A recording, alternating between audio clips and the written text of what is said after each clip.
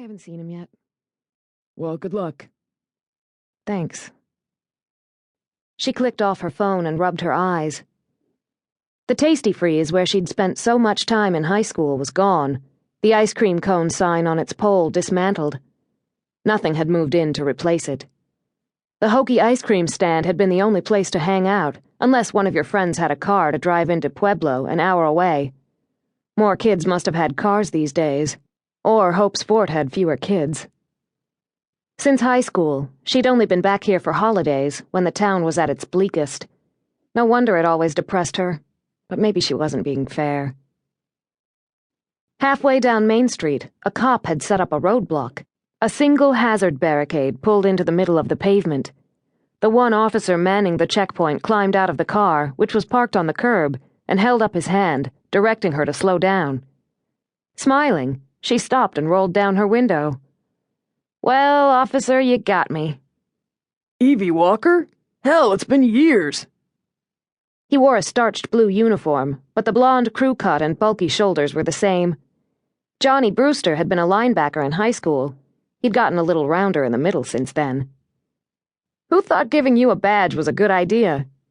Me and some of the guys had a little too much to drink and drew straws. I got the short one. Ouch. Can I get you to pop your trunk while we talk? Checkpoint searches. In Hope's Fort. Amused, she popped the trunk lever, then climbed out of the car. She put her hands in the pockets of her green canvas army surplus jacket and leaned against the door, while Johnny opened the trunk door and made a survey of the contents. 2 filled gas cans, blankets, a roadside emergency kit, and odd bits of travel detritus. Her suitcase and a few gallon jugs of water were in the back seat. "Thanks," he said. "A lot of folks aren't this understanding." "I'm the last person to complain about security." He looked away and muttered, "I guess so." With better checkpoints, her mother might still be alive. "You have a permit for the extra gas?" She'd brought the gas because she hadn't wanted to face fuel rationing or closed gas stations on the drive across the desert. The slip of paper was in her glove box. "I didn't think security restrictions would be in effect out here." "Rules are rules. We have to keep track of people coming in and out of town." "So shouldn't you have roadblocks at either end of Main Street?" He shrugged, unconcerned. "We only have enough people for one checkpoint." "They have real checkpoints in L.A., she said. And lots of them, at every major exit and interchange. It sometimes took all day to get from Pomona to Hollywood." "I bet. They also have a reason for 'em. I don't know how you stand it." He slammed closed the trunk. "How's your dad?" This was Hope's Fort. Everybody must have known about him. "I haven't seen him yet. You probably know better than I do." "He says he's fine." That sounded like her father, always cheerful.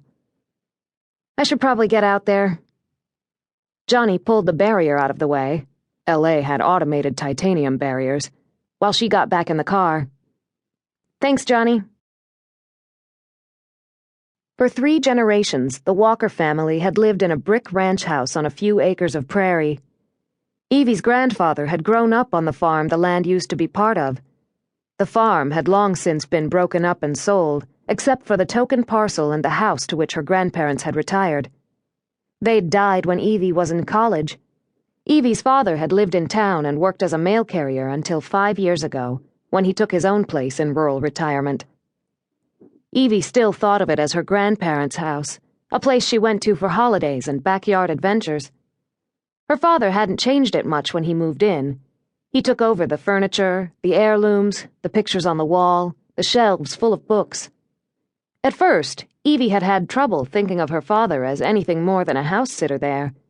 But over the last couple years, when she noticed that his hair was gray and that he had started wearing bifocals, he reminded her more and more of her grandparents.